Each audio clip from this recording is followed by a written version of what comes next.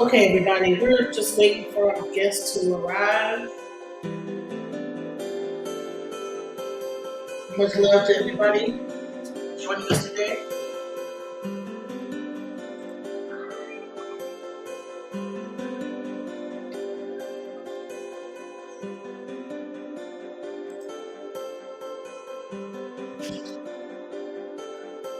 Give me a second while I get everything situated, okay? Give me a second.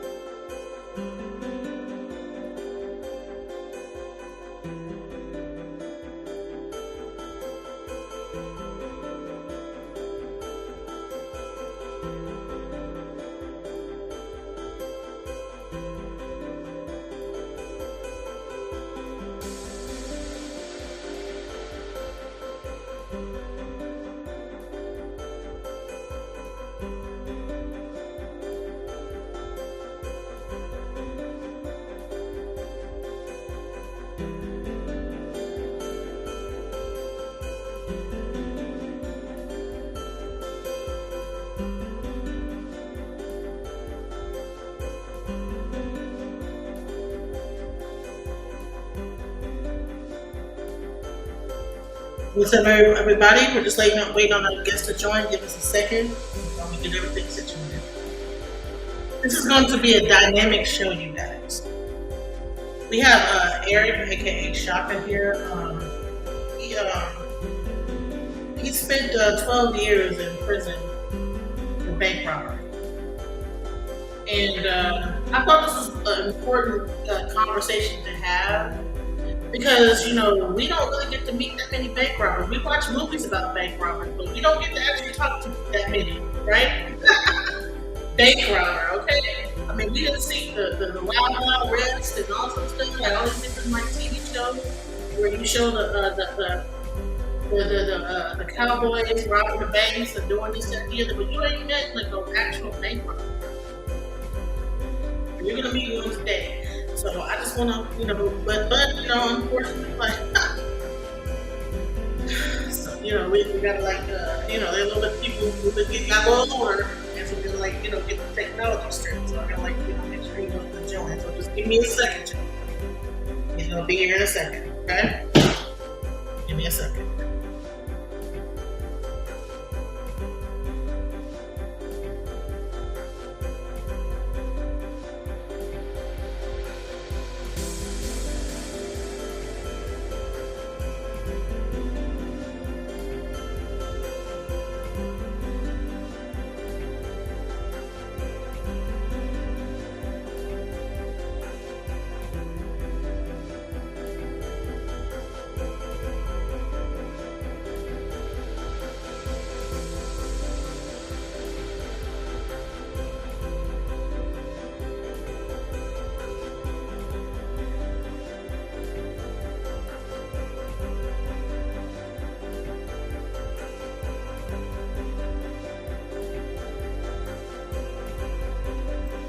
Okay, y'all, we old. We still trying to get it together. We trying to get them in the studio. We a little bit over.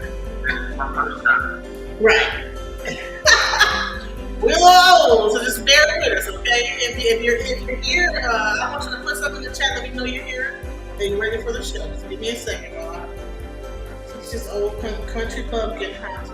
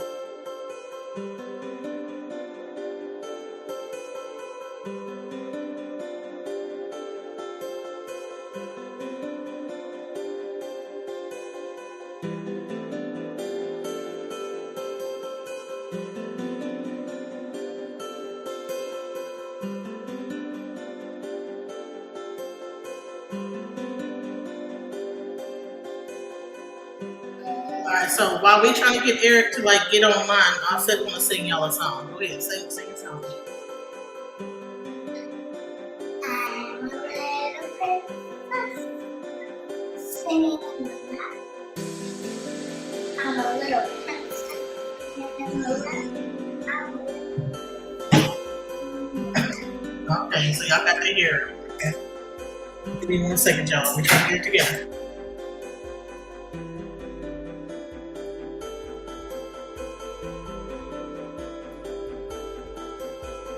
I'm sorry, y'all. We old. You know, so he talking about the 80s, y'all. So you know technology is, you know. So, give me 1 second.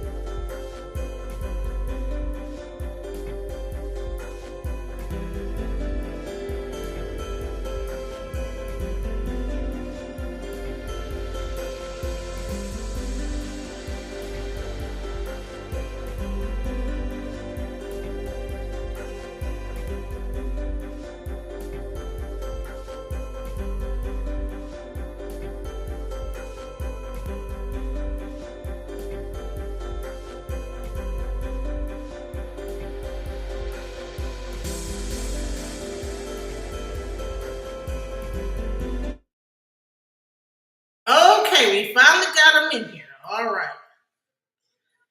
Okay. What's up, Eric? How you doing? I'm doing all right. How you doing? How you? All right. So first, hold on. Let me. I'm getting a lot. I'm getting a lot of feedback. Okay. All right. So. Okay. Let me get all the sound together. Yeah, I can hear you. It's echoing. Yeah, that's because you got to hang up the phone. Huh? You got to hang up the phone. Hang the phone up? Well, no. Hold on. Hang up. All right. Hang up the phone call that you're on with me. Okay. I was like, hang up. Oh, wait a minute. That's right. Okay.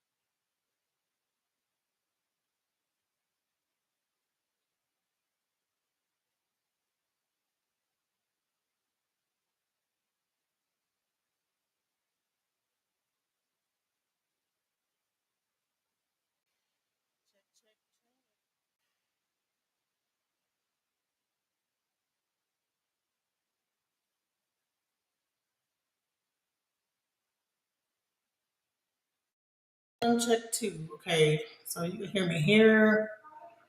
Okay, and then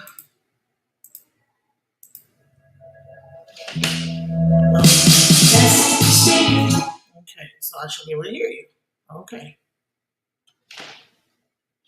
check one, check two. But okay, you can hear me on the internal ones. Okay, okay. Okay. Can you hear me now? I can hear you. Can you see me? Can't see you now. Okay, I do have a new phone, so work with me. Hit the start cam button. You should see it on the bottom. Okay. Now we can see you. Now you can hear me. I can see you.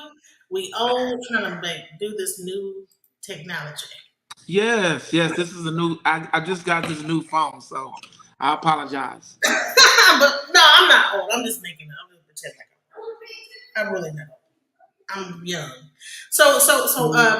For everybody that is just for everybody that's here right now, we got 7 people in the chat right now, but it's gonna grow. But I want you to explain and show everybody who you are, and give a brief introduction.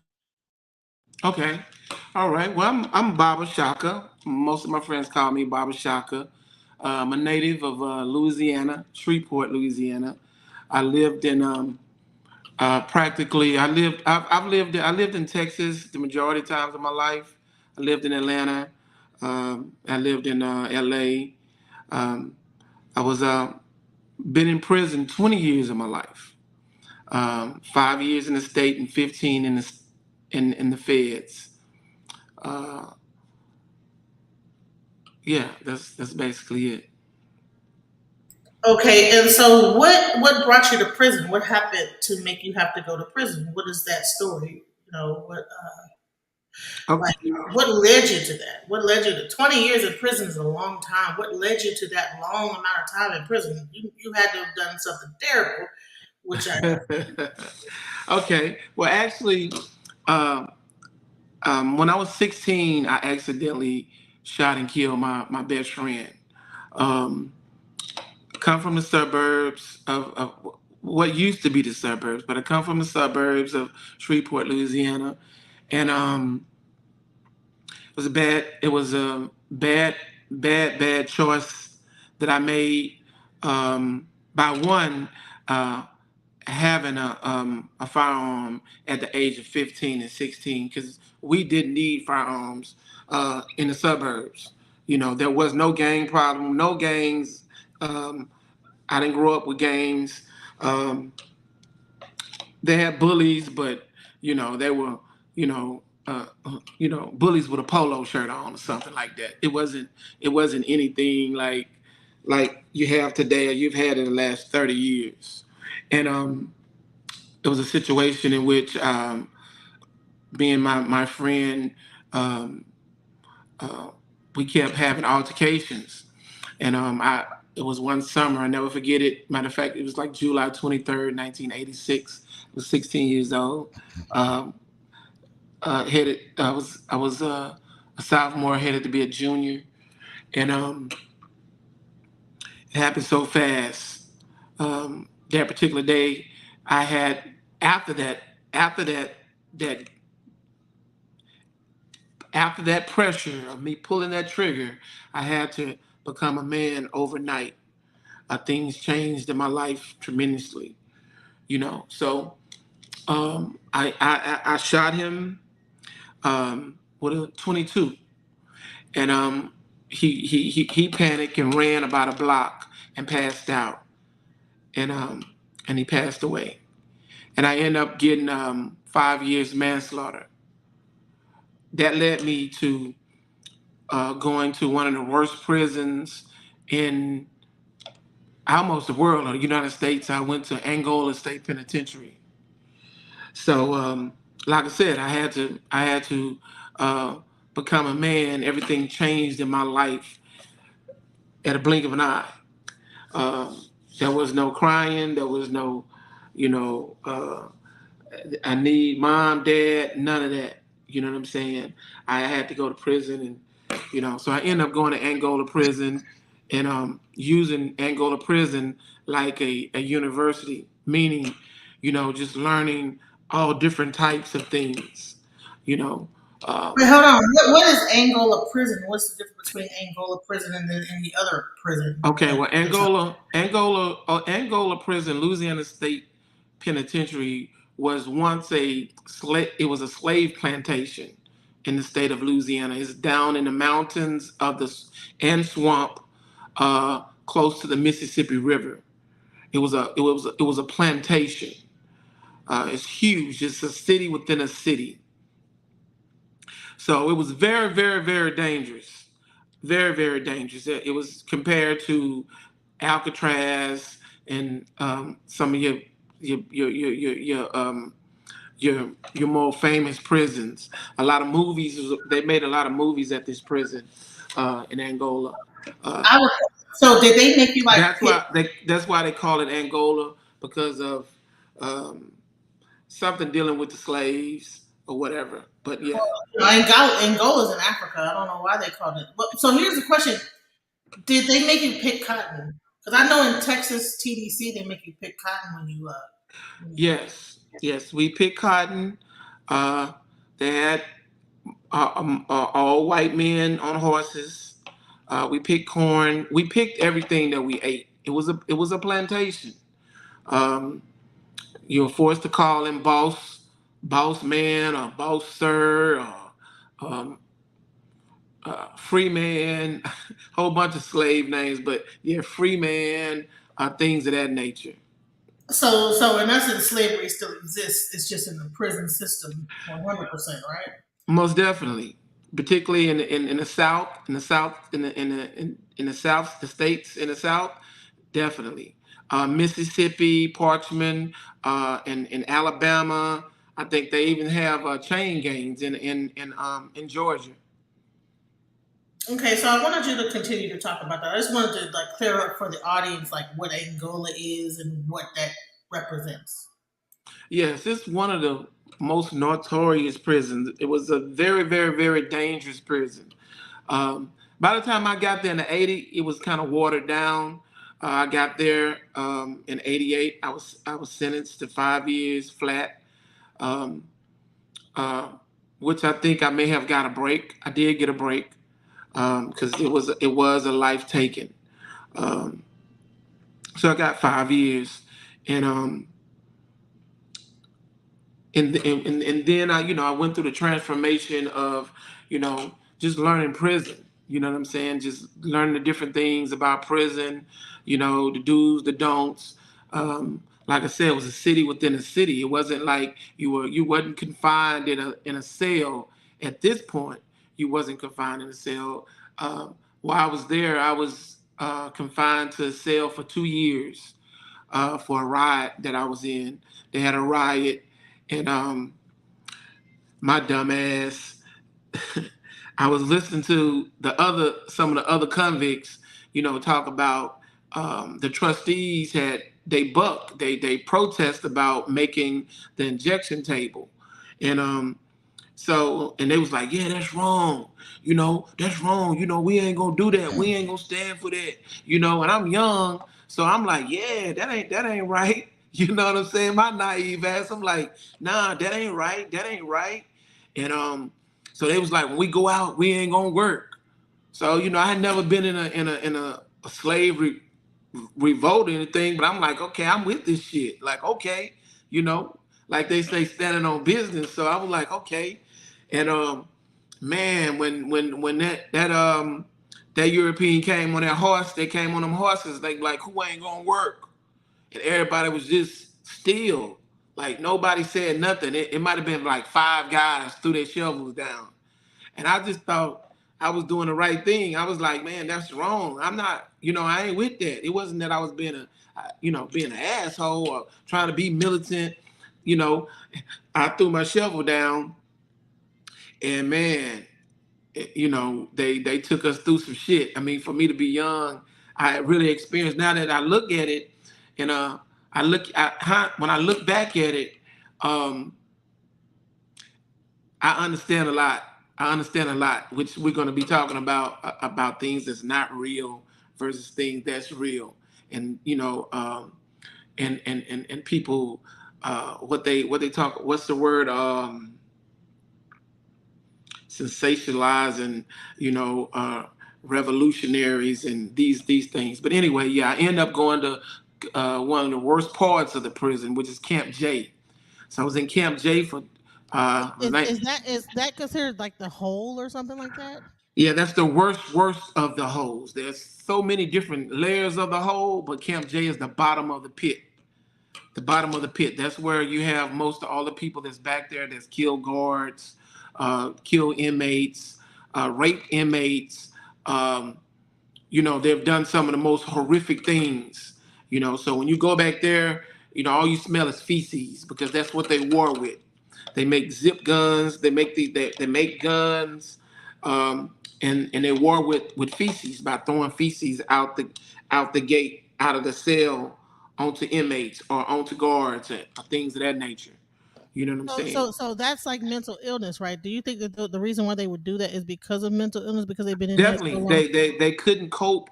They couldn't cope with the just being they couldn't cope with being on the compound, which is on the main yard. They call it the big yard, main yard, whatever. But they couldn't cope, um, and they just lost it. And being in those cells, some of those guys have been that back there like 20 years. They had two famous guys, Wait, and in any the hole for 20 years straight or just back and forth? no, in a whole 20 years straight.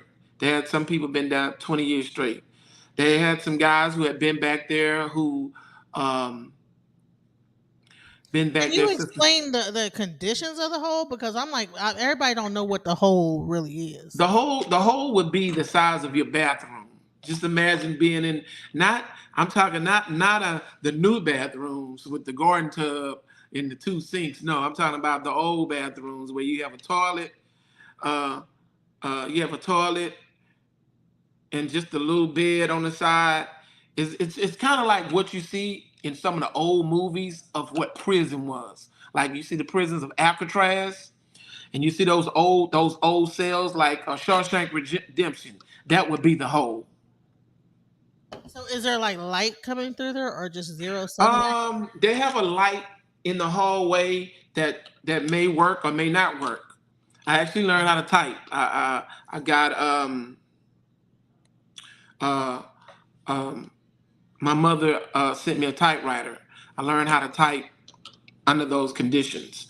Um, but they had a lot of people that wasn't going with the whole get along thing, and I'm gonna go work in the field. That was back there, but from being back there, a lot of people were mentally gone. I seen one man. I learned how to play chess in the hole.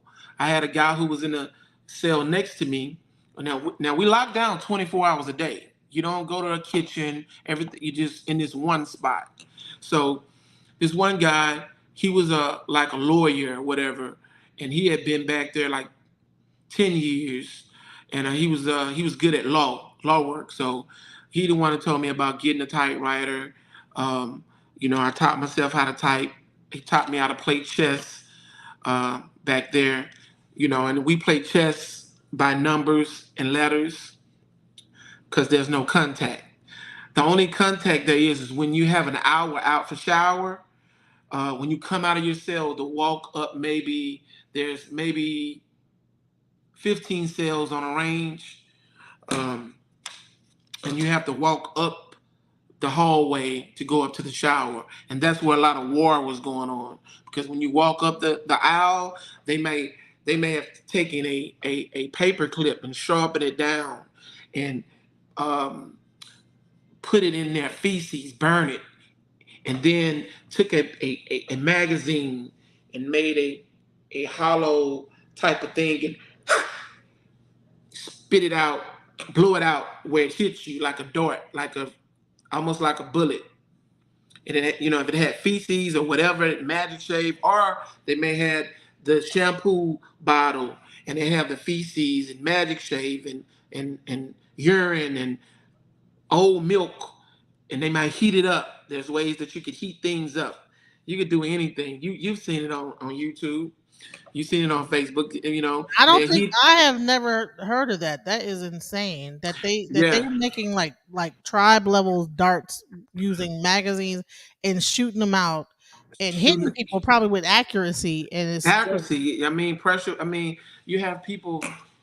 Man, I remember one time I was back there, and you get an hour out. You used to get an hour out in the hallway, one at a time, and you run.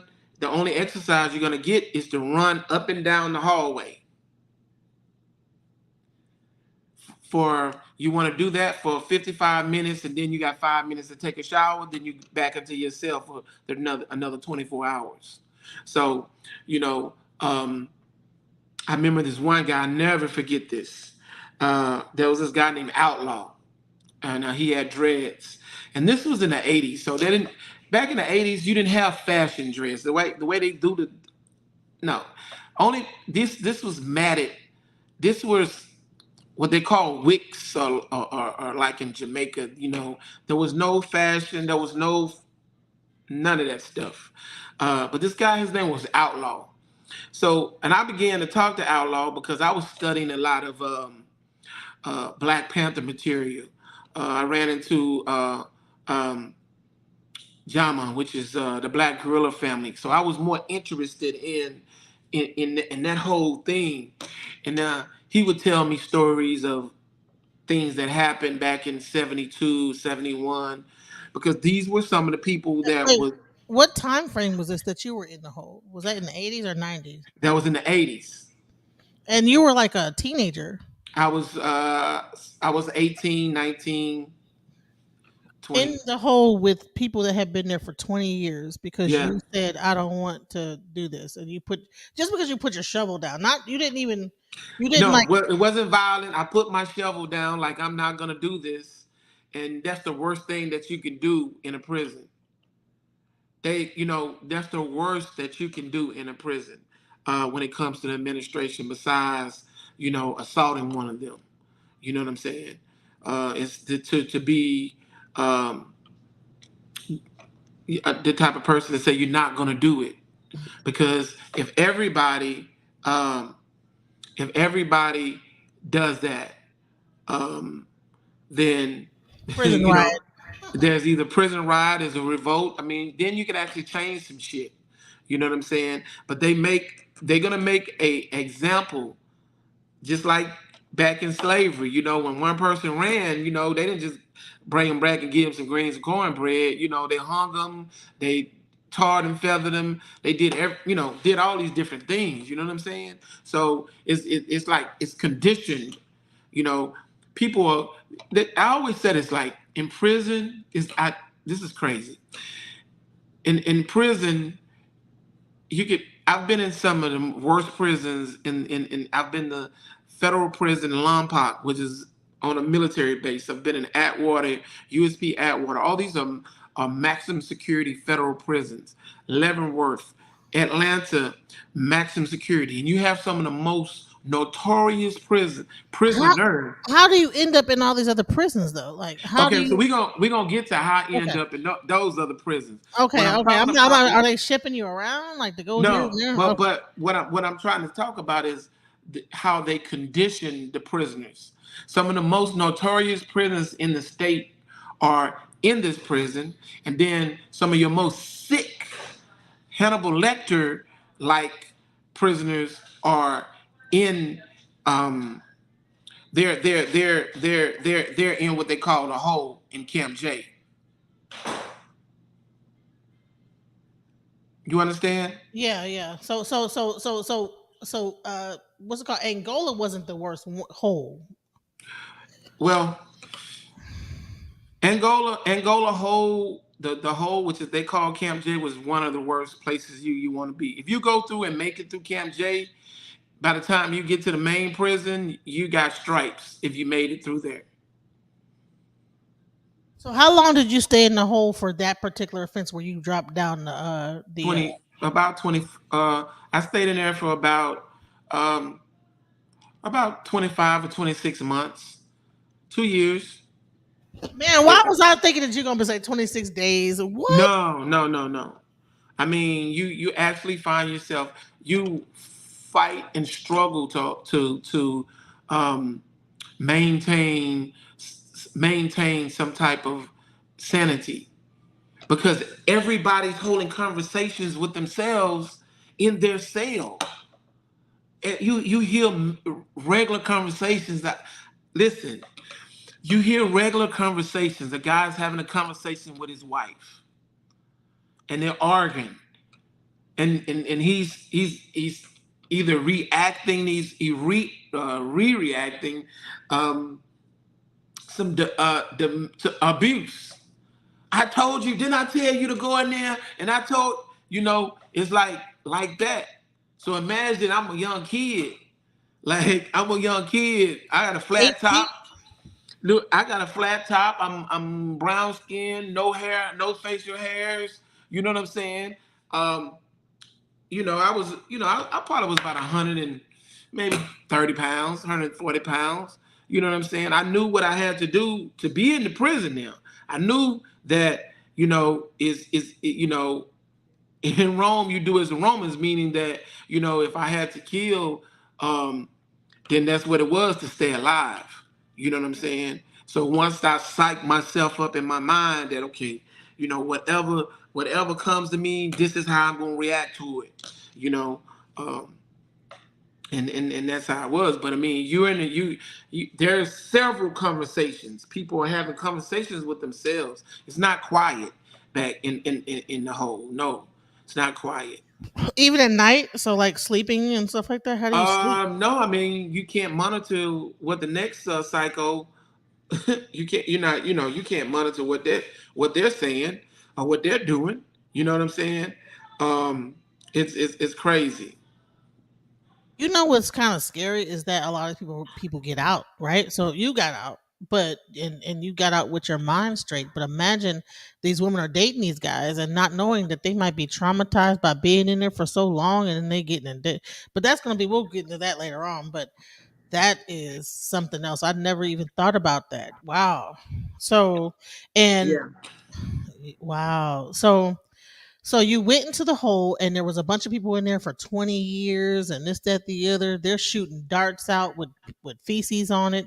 You gotta run. You want to exercise, but you gotta run You past want to it. run? For the most part, I was a youngster. These were older guys. These guys been down a long time. Um, um, so once I started seeing some guys run, that was part of their programming. So I started doing that. I started learning how to run. And then it was a challenge for me to be able to run the whole 50 minutes. To just keep running the whole 50 minutes.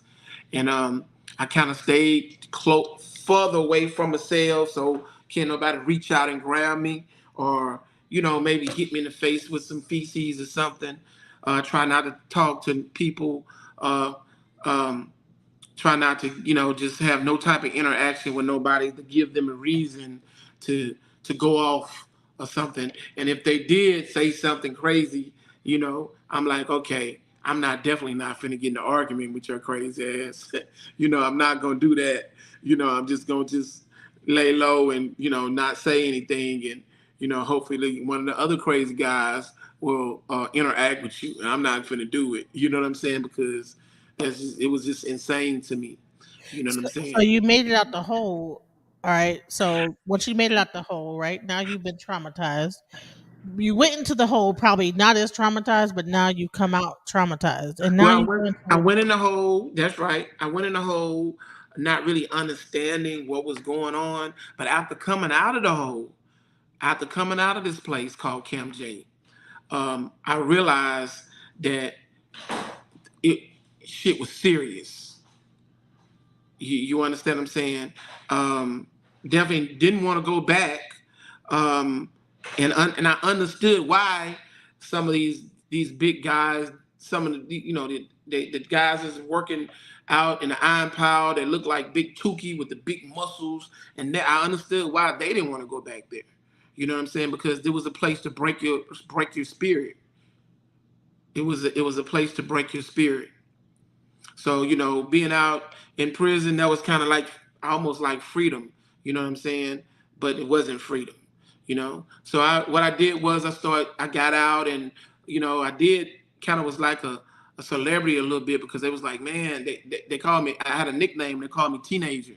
So they was like, man, Teenager, he just come from Camp J.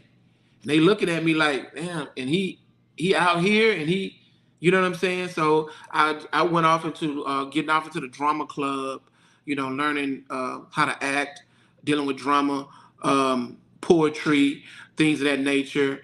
I had a friend who was my best, was like my mentor. His name was Wale Moo. He passed away. He was a Black Panther, and he was in a wheelchair.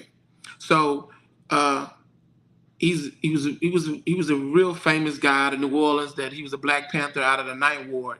They had this big war against the government out of the Ninth Ward projects, the Desire projects in New Orleans back in the early '70s, and he was part of that. He was a bank robber or whatever, but he was kind of like the scholar of the prison. Like he would be somebody like Benyak and them. He would be somebody like, he was a scholar or whatever. And he was an older man, white beard, white hair. So he was kind of like my mentor. So he basically, used to just whisper in my ear. I mean, when I say whisper in my ear, I mean, because he's in a wheelchair, of course I got to squat down, or I had to be sitting down and listen to the stories that he was telling me about the Black Panther Party, uh, and about things that we needed to do. You telling me about politics, some things that I had no idea. I'm from Shreveport. They country as hell in Shreveport. They country, it was country then and they country now. You know what I'm saying? So the things that he was telling me about, Karl Marx, George Jackson, Jonathan Jackson, you know, coming from out of Shreveport, come on. They weren't even talking about Malcolm X. I mean, you understand what I'm saying? Right, So right, right. he was my mentor. So he was my mentor, I became like a apprentice, kind of, so to say, And now that I look at it, I became indoctrinized, because he told me some things. He taught the things that he told me. They was up here. He would tell me Yeah, things you're like, you're you're 18 years old, so you're very impressionable at the same time. yeah, yeah, and he was a very respected. To be in a wheelchair, he was very, very micey. You're not from Louisiana if you don't know who Micey is. Micey was like a Huey P. Newton. As a matter of fact, for people who know anything about anything revolutionary, he was friends with Mark Exit. If you Google Mark Exit, Mark was a guy who was in the movement, who um, took over. Howard and Johnson in New Orleans. He was a sniper, and he killed. I think the not the chief of police. He killed like the chief of the fire department. I think when the chief or something come out of the precinct, he was shot in the head from all the way down somewhere else, because of how high Howard and Johnson set. Mark Exit is, yeah, kind of. Mark Exit was more of a successful, like the guy in Dallas, Malik. Mark Exit was more successful than what that brother tried to do. But anyway, um, and he used to tell me things like, uh, he was like, man, they got gangs where you from, and I said, well, when I left the street, they ain't have no gangs. When I went to school, I went to a Catholic school. I went to and and everybody dressed preppy. Everybody was, like preppy. You didn't have any Bloods and Crips. You didn't have any of these. That you didn't have none of that. So when he was telling me that, I was like, "What?" He said, "Yeah, yeah," because he kept up with stuff. Um, and he told me, and he was like, you know, they're initiating these guys. They're initiating them by having somebody ride around with the lights out. And if you blank your lights to tell them that your lights is out, then the people that they're initiating would drive double back and come and shoot your car up and kill you. I remember that. I remember like when there was like a whole thing like do not like if you hear somebody blinking your lights, do not like yeah, yeah. Yeah. So he was telling me about that, and he was like, man, when you get out, you need to let them know, man, that instead of tearing the community up by selling crack, you know, and he gave me, I'm gonna use the word, he gave me the Mark dynamics, the game on dealing with bank robbery. Now I wasn't in there for bank robbery, but I'm listening to these stories that he told me. at 18 years old as a young man that and he's like a revolutionary, but then you're Exactly. respecting him as a revolutionary. He And was a then, he was no doubt he was a revolutionary. He's he's he's tried and tested. He was amongst other some of the other brothers like Matula Shakur, Sekola, um, um, Huey P. Newton, Geronimo Pratt. so was he an ex Black Panther? He was not. He was a Black Panther. He wasn't an ex Black Panther, but he was a Black Panther. So he's a Black Panther and he's teaching a young 18-year-old boy that just got out of like segregation and like the whole about robbing banks before you get out of jail. Yeah. Well, it it has some logic to it a little bit. I mean, like he just basically was saying, hey, instead of them selling crack, they need to go in these banks. These banks are insured by FDIC. There are no security, and if there is security, it's one person. They could go in. The chances of a person selling crack to get 100 or 200, 100, or 200 or $300,000. Right, little to nothing, right. You had to like work your behind off to get that. Right. They're like penny ante hustlers almost kind of. He like bumped that. We need to tell all these people that's doing it to go ahead and start robbing these banks, which is pretty much what they did in the Western times back in the old days. They used to rob banks, like the that's why you get like the cowboy stories. A lot of the cowboy stories were like when they would say wanted, it was like black cowboys that were robbing the white banks. I didn't know that. Yeah, like they No, I didn't actually know have that. movies about that. Yeah.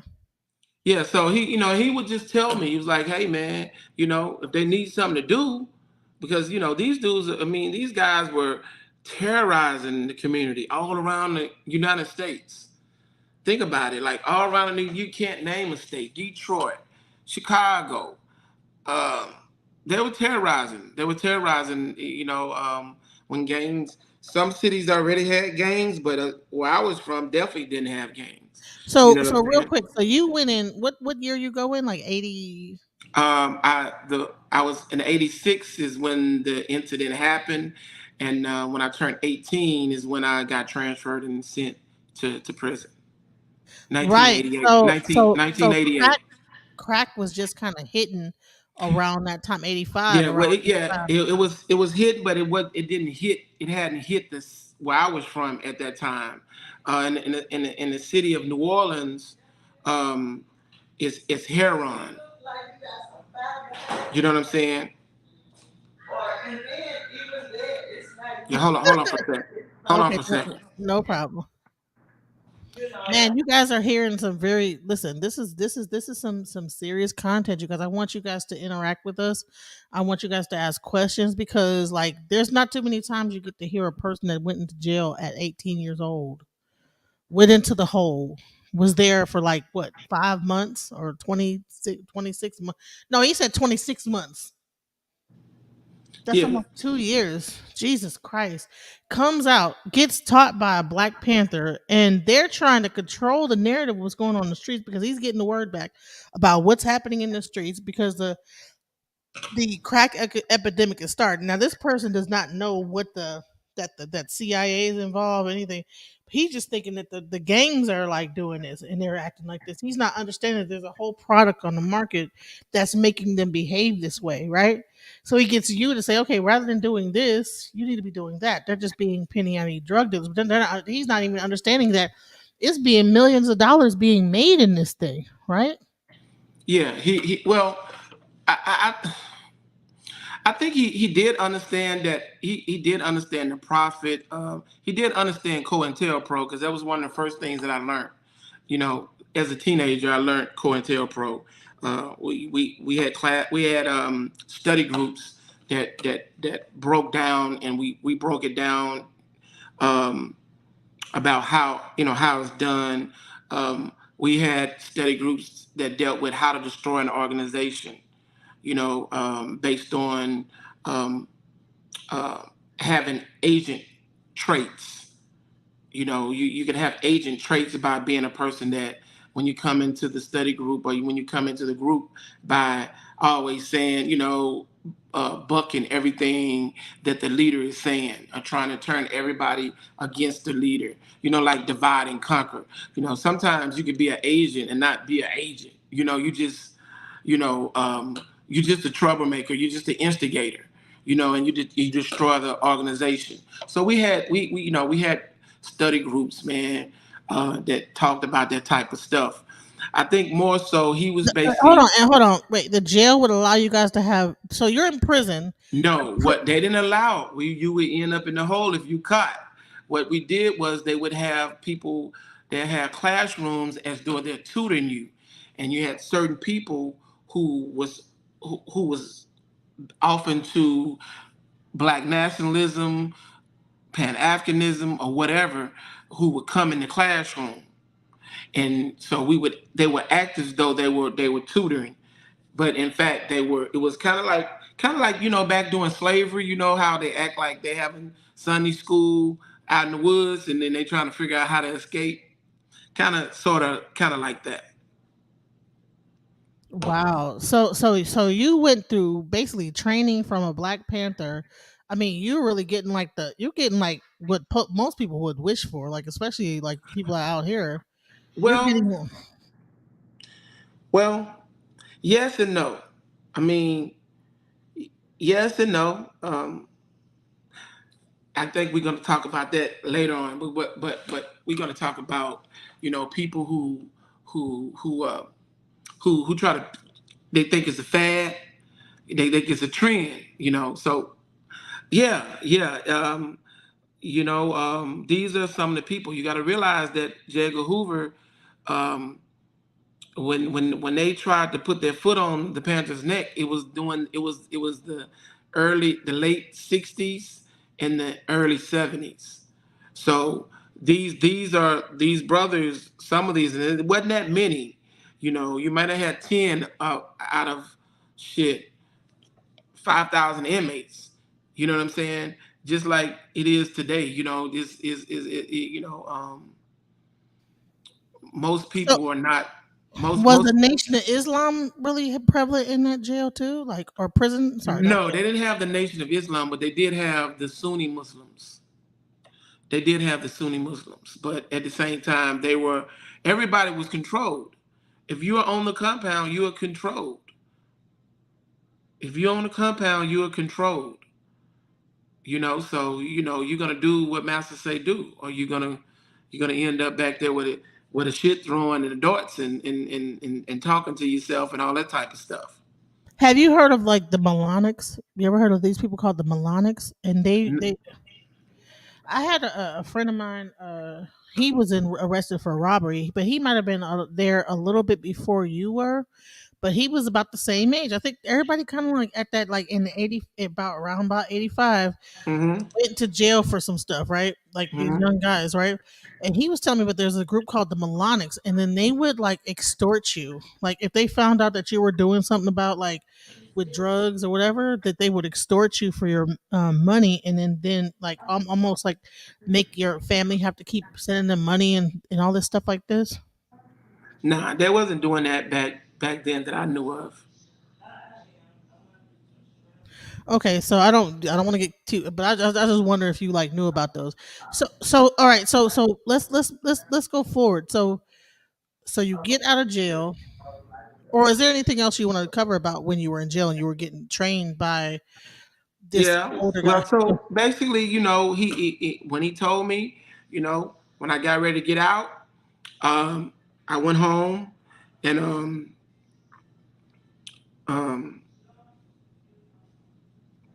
I got a job working at a car dealership. At the age of 23, I got a car working at a car dealership. But I knew guys who were hustling. I knew guys who were in gangs, and it was really, really bad. People were dying. And I did go to some guys. I'll never forget one time. These three guys, they were well known in the area where I'm from, and they were plotting to do a kick door. They was gonna kick door, do some kidnapping or whatever to rob some drug dealers. And and I went in there and I told them, I overheard the conversation. I was like, look, man, you ain't got to do that. You know what I'm saying? What about this? And I was like, what about? And I told him, I was like, man, listen, those guys that y'all initiating, why don't y'all have them to go in the bank? If they go in the bank, I give you everything. We could train them or whatever. They go in the bank, they get the money, then they're in the game. If they get caught, they don't tell, then they're in the game. That would be a good initiation. That's what I'm thinking. My logic was like it was kind of twisted. You got to realize I was young or whatever, but I thought I had a good idea. Besides, you know, kicking a door down and kidnapping somebody's child or their girlfriend, holding them with a gun in their mouth and making them tell where the money is at in the safe and all that type of stuff. And that's And really against your own brother, right? and You're doing this against your own brother. Why would you yeah, do well, that? you're doing it against you're doing it against it's they don't know that's their brother. I mean, they're all about money. You got to think about the early '90s and late '80s. You got crews or whatever. But my point is, and they looked at me. I never forget this. They looked at me like, hold on for a minute, hold on.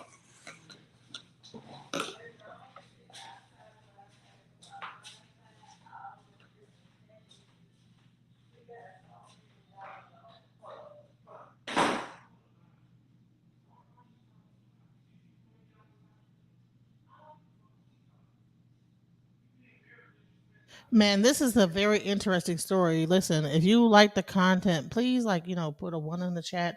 Also, any questions you guys might have. This you don't really get to talk to a person that have been through this before. And that's why I wanted to bring this to the channel because I mean, you don't get to actually hear about a person who has direct contact with with a person from the Panthers and this, that, the other, and been in prison with them and actually with the inside understanding about the prison and what's going on there. And also as women, we might you might be dating a person that been in a hole, and you get to bucking up in him, and he might be kind of crazy. You know what I'm saying? Because he done been in a hole, he done been, traumatized. So yeah. Okay, go ahead.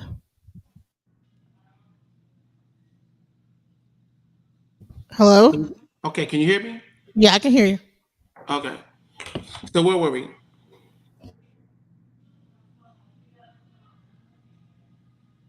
Hello, can you hear me? You said you were talking about the guys and about how they should do this, at this, that, the other, and you were. Yeah, and they looked at me and they said, bruh, them white folks gonna put you up under the jail. Can you imagine that? Now they're plotting to kidnap a child, kidnap a girlfriend. Um, Anything could go wrong, right? they're plotting to do this, but I'm telling them about a bank, and they're saying the white man is gonna put me up under the jail. This is what I'm talking about being controlled. Right. So they would rather bust into a drug dealer's house, and their kids and family might just happen to be there, and they're willing to kill their own, well, not even their own, just kill the family, whatever, and so actually do murder, which is going to be underneath the jail anyway. They was doing that they was doing it all over the United States. Philadelphia, New York, Chicago, Detroit. This is what they were doing in the early '90s. I mean, all if you name some of your most notorious crews across the country. It was no brother thing. It was, yeah, they were ruthless. Trust me, I know a person that used to do that. That's why I like learn the story about the melonics. So Yeah. he used to bust in there and do this, that, the other, and yeah. And what happened is that he had a friend of his that kind of like was trigger happy and ended up shooting somebody, and then next thing you know, like you know this, that, the other happened. You know what I'm saying? So Hmm.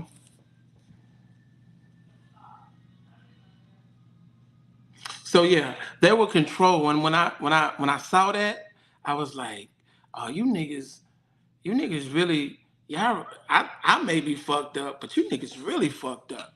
You gonna do that over going to the bank? It's like, imagine this.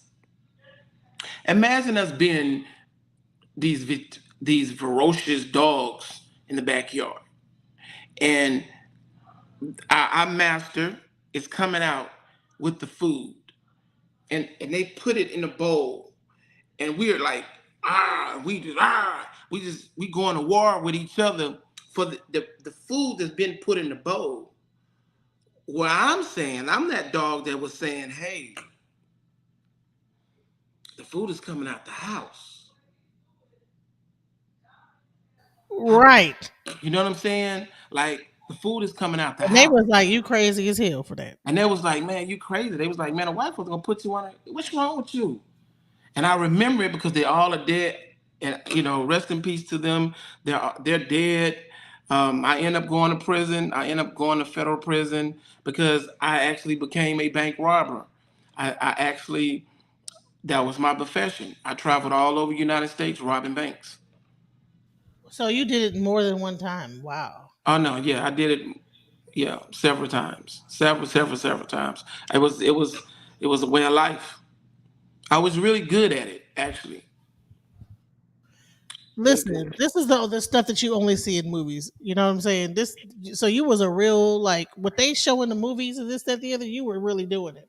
See, the thing about me is that, um, although it was, looking at back at it, it was the most dumbest thing ever.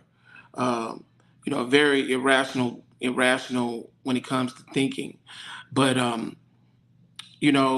after I got my feet wet, it was like I had no fear. You know what I'm saying? And I lived a high.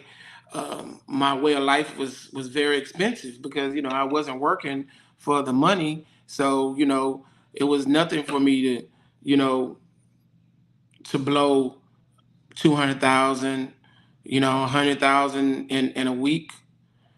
Well, not really a week, but say, I shouldn't be able to blow that amount of money in 90 days, sometimes 90 days, 6 months. Didn't have enough sense to start a business because I was young. Didn't have enough, I wasn't around those type of people to even assist me in starting a business. So all I did was travel. All my friends were in prison because they were in gangs and they were killing people and doing the regular stuff to each other. I decided that I would move to Atlanta. I moved to Atlanta. I got married, but I still was robbing banks while I was living in Atlanta.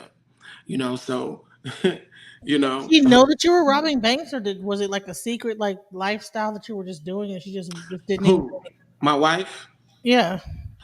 Well, it came a time where she realized what was going on. Nobody else knew. The people in the town that I lived in thought I was a drug dealer because I had all the nice cars. I would uh, come back in town with convertibles, this and that and this and that, or you know um, I was paying $3,000 for a shirt, trying to was Versace and just all type of crazy shit, just blowing my money. Not to mention, strip clubs. Like I said, I lived in Atlanta. This is during the time of Jack the Rapper. This is during the beginning times of Freaknik. It was just like you're talking 93, 94. You know what I'm saying? So had a Jaguar. I mean, I would go and just buy cars. Didn't have no sense of a value of money. So Yeah, but you're pretty much like probably how much money would you say you blew through during that time frame? I blew through probably about $500,000. So all right, so you're saying you were robbing banks and everything. Were you doing it on your own or did you have people with you? I eventually okay. In the beginning, I had two other young guys who I was able um, to convince to drive for me or something like that, and um, then they decided that they knew what they was doing and they went off on their own and did some shit and they ended up getting caught. you know. So I had then when they did get caught, they tried to debrief on me and tell the people like, hey, well, he's the person that told us about this shit. He's not the person that actually robbed the bank, but he did tell us about it. So they put me in on their little conspiracy. And I went to a trial. It was like a 19 count conspiracy. I went through trial in Dallas back in 95 during the time of the not the World Trade Center, but the Oklahoma bombing. I never forget it because they wanted to stop them from picking the jurors. And um, yeah, went to trial and actually beat it. Probably And because you don't you shoot. you don't beat federal, especially a bank robbery. But the thing was, they robbed a credit union and they actually told the people that I was with them. So the people think, okay, yeah, we got it. So they told the people that I was with them to make it more juicier to try to help themselves. And then when they did bring me in and try me, uh, it was the particular day that they robbed the bank. I was going to a, a, like a, where you used to go and what was the place? Remember you used to go to the places and you used to send money back and forth. Like you could go and cash checks and stuff like that.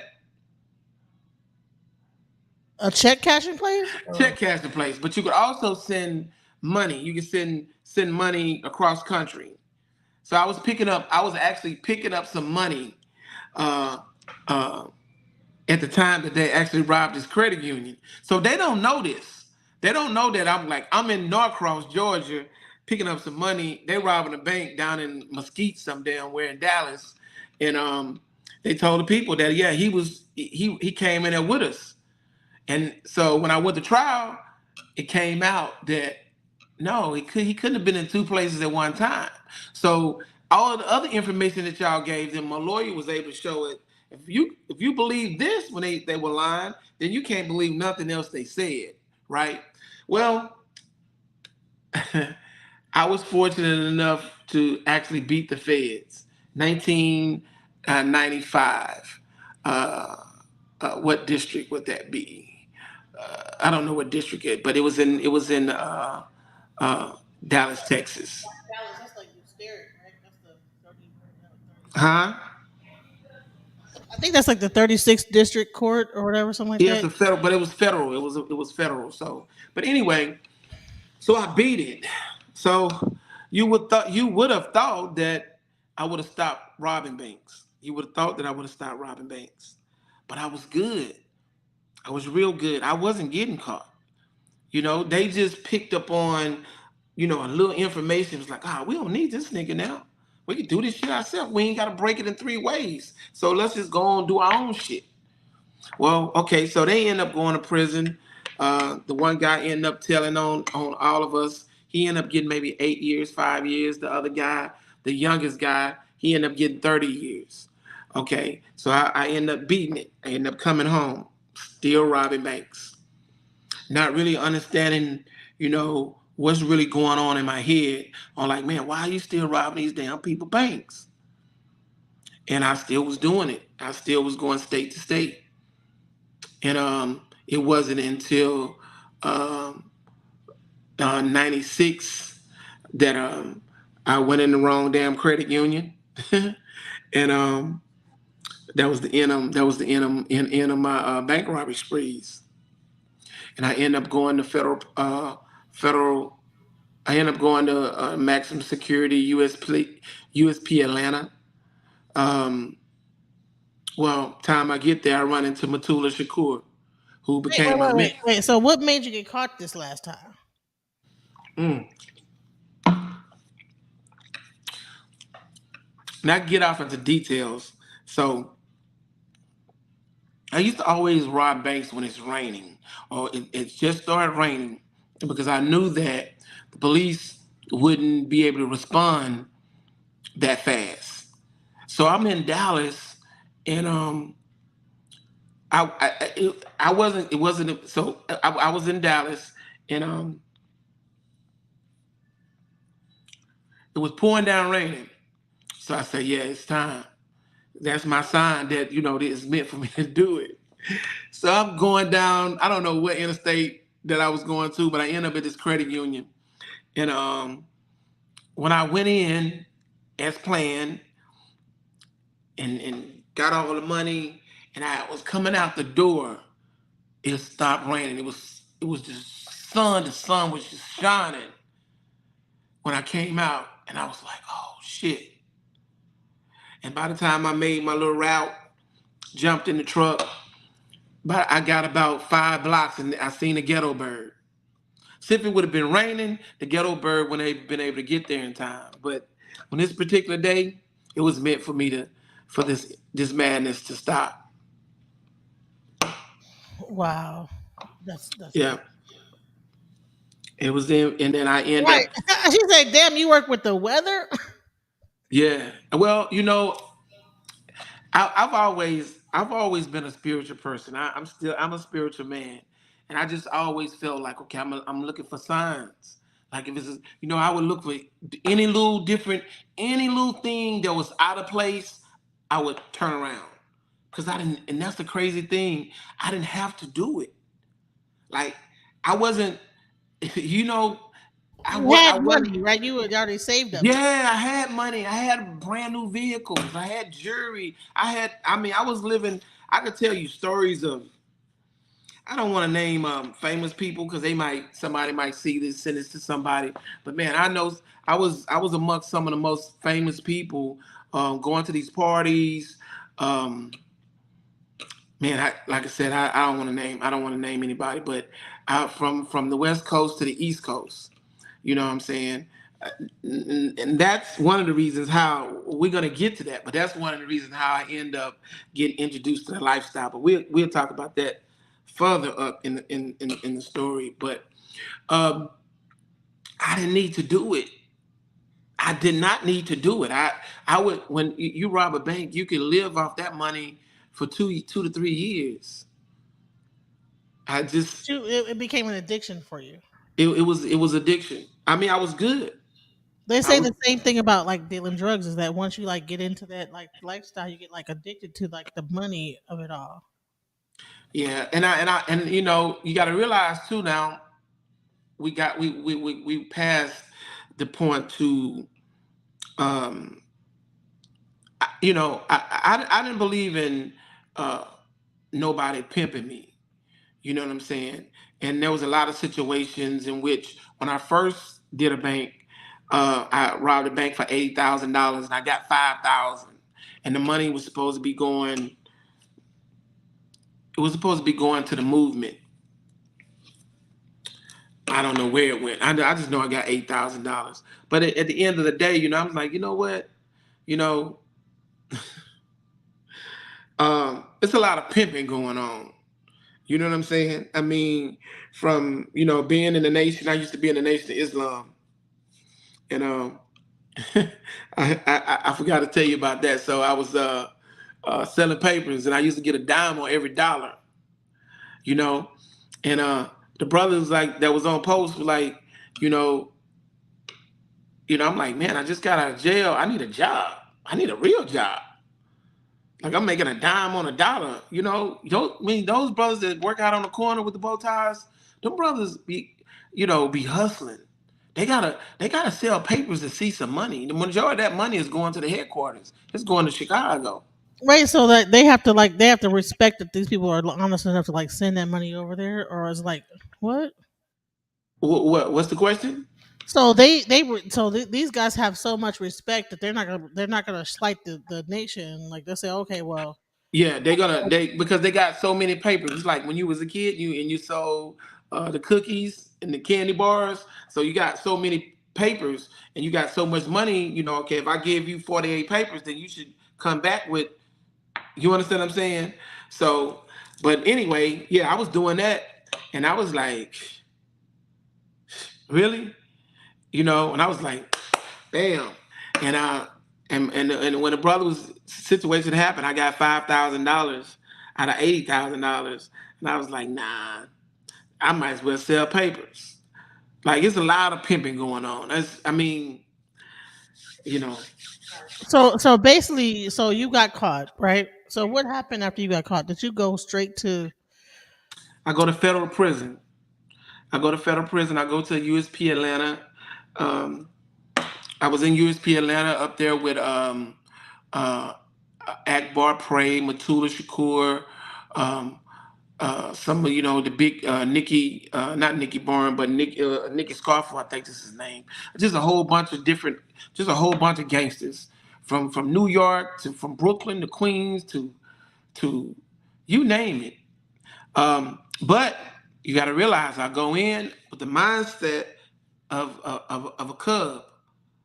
I was in Angola. Remember, my mentor was a Panther. So when I go back into prison, it's back into that mode. I'm getting right back into uniform. How old were you then when you got arrested for robbing all the banks? 26, 26, 27, So from 18 to 23,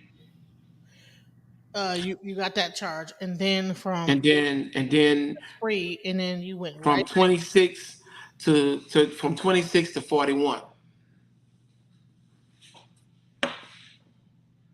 Okay, so now you're back into federal prison, and you what I'm seeing here is that, like, so it's almost like the prison. They always say that you learn how to be a better whatever it is in prison because you're around other people that are doing XYZ, and they teach you how to be better at it. Is that Yeah, true? well, if you're a person that master the craft, then yes. Not everybody master the craft. I mean, um, but if you're a person that master the craft, you're gonna figure out ways to beat the system. So how was federal prison? How did that go? So Well, you're in federal prison with some of the biggest people known to man, and you're going in there for what you did. So I mean, yeah, federal prison for me was a learning experience. I did the same thing I did in Angola. I used it as I not everybody do what I did, but what I did was I studied under every religion.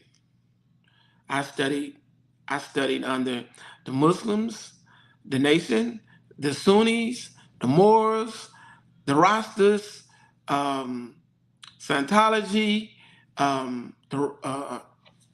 even the Native Americans. Um, I did it, and people were like, "Man, you don't know what you want to do. You confused. You confused." They would say, "I'm confused." I knew I wasn't confused. I just was using the time, to make my time go by. But I was in my mind. I'm in college, so each place that I went in with whatever book that I went in, I was studying it. You know what I'm saying? And then it got to the point to where it's okay. Certain ones was you couldn't do that, so I had to kind of like back up. Like they were like, "Ah, brother, we want you to in the ranks." I'm like, nah, I'm good. I'm good. You know, I don't want to do that. But I did so. But what I did was I studied under Matula Shakur. He taught me more. Once him and the guy Maisi, who I told you Wale Mu, which means teacher, him and they were friends. They were part of the New Republic of Africa. Only people that knows this language, the words that I'm using, they kind of gonna know what I'm talking about. But they were part of but the here's the New question. Wait. Before we get into that, how long were you sentenced for this for robbing the bank? Fifth. Well, I was sentenced to 121 months, and then I got re-indicted, and I got re-indicted, and then I got um, sentenced to 90 months on top of the 121 months, How many years is that? 15 years. I mean, with the good time and all, it's like 15 years. The 121 months was 10 years. Um, um, this, it's like 90 months added on to that, something like that. So how was that being in federal prison? You got into it with you began to like make alliances and allegiances. Was this like the thing when you went in this time? Was that the thing that like that changed your life, or were you taught more how to be a better person? Yeah, I was taught more. I was taught more how to be a criminal because then I started getting off into extortion. So I started extorting child molesters, what they call chobos. I started extorting child molesters. Um, I was getting a lot of money in prison doing that, selling drugs in prison. Um, well, not really selling drugs because I smoke weed, so I mostly bought drugs or whatever. I bought weed whenever we could find it or ever could get it. But yeah, it wasn't until um, after 10 years, my mother came to visit me. My mom came to visit me one time. She flew to visit me and she said, if you could do it all over again, would you do it? I think it was about 5 years. And I was like, hell yeah. Because the shit that I did, I never would have been able to do. Shit I experienced, I mean, the people that I was around, I mean, all of this fake shit that I didn't realize was fake. Um, and I was like, hell yeah, I would have did it. I still had pictures, so I had my photo album. So when I go off into, in prison, if you got your photo album, you're not just talking, you know what I'm saying? So I'm showing pictures with, Left Eye and all these different people, Andre Rison, and we up in Atlanta, and I'm in with all these different people, all these different people hanging out at different people's mansions in Houston and Sugarland and all these different places. But so I said, hell no. I said, hell yeah. No, I don't regret it. Yeah, I'd do it again. That was 5 years. After 10 years, she asked me the same question. And when she asked me the same question, um, I told her no. Because now I'm starting to see people die in prison. When I said die, I mean getting killed. The federal maximum security is around the United States is one of the most vicious prison systems. Worse than what you went through in the hole. They were worse from the standpoint of politics and just being stabbed, not from a psychological standpoint. Because see, if those people would have been in federal prison, they would have been in some type of psychiatric. They would have been in a ward or something. They would have been at a hospital. Like Camp J was, these people should have been in a hospital. So, so what kind of like psychological games do they play in the federal prison that didn't happen in the other prisons? What do you think? What really worked on your psyche there? Well, the politics. Politics could be, I could be the leader today, and then tomorrow, the people that I lead and look up to me, they could just turn on me and just smash me. And then now I'm looked at as a victim. Um, the riots, being in the riots. If you say like I'm gonna get a visit, like I was doing the pen pal thing, so I'm always trying to find me a woman or something to come visit me or whatever. So I got a visit coming, and next thing you know, it's a riot. You know what I'm saying? So we're gonna be locked down. It's just you gotta have then you got the racial tension. And you talk about racial tension, the white gangs are more vicious and more dangerous than any black gang in this country. They're malicious. They study. They know pressure points. They know what to do. So most black people are not trying to go to war with the white boys. They're not. Really? So those Yeah. gangs are worse than any other gang in prison, but you only hear about like the Bloods and the Crips and the Nah. The blood. It's so bad to where the blacks have to stick together when there's a racial war. They have to stick together. They're gonna have more numbers, but they're not gonna kill you because in prison everybody want to come home.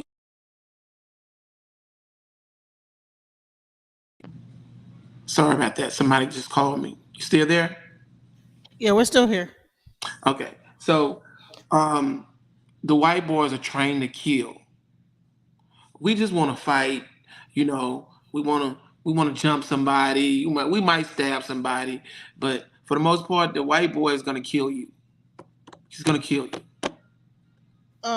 So you have a question. Did any of the prison guards do anything like to like hide the crime and like kill people and things like that and then hid the crimes? No. In federal prison,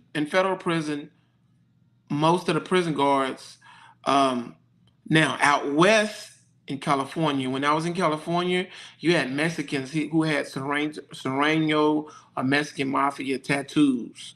So you know that they were connected. So now we understand why the Mexicans had real life the knives that you buy from the store. They had these knives. Because the guards would bring it to them. We would have to make a shank. We would have to make something. You know what I'm saying? But they had real life. They had real life butcher knives. California is way different. The politics is way stronger and thicker. Uh, the politics is. Put your phone on do not disturb so it doesn't do that. So just put your phone on do not disturb real quick. I don't even know how to.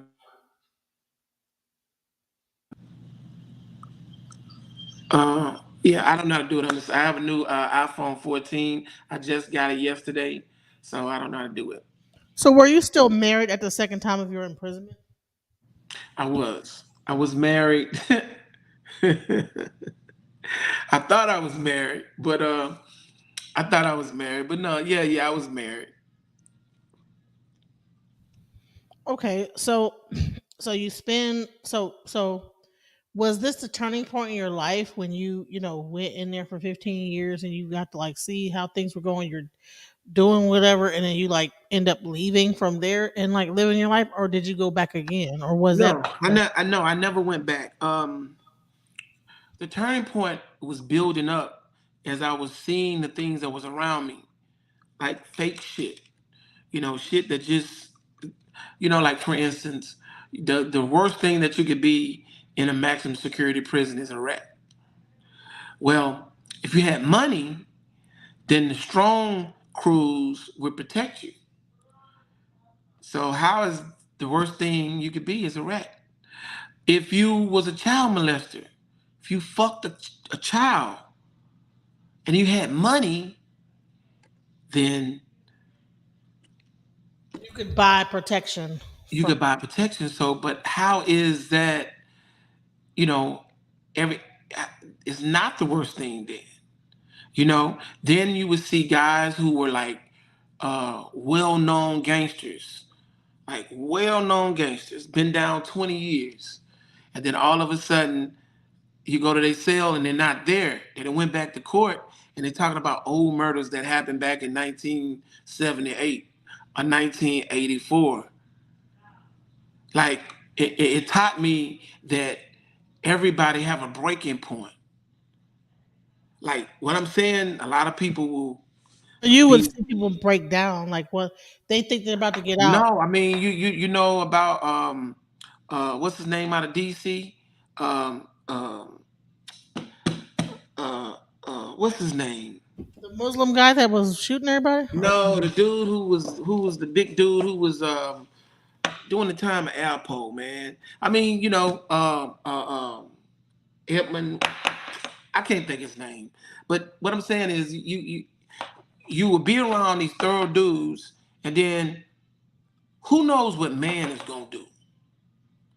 Like, who knows what man is gonna do? You don't know what a man's gonna do when he wake up and how he's feeling his day. You know what I'm saying? So I started seeing that shit, and I was like, man, this shit's crazy. Another thing, it's just contradictions.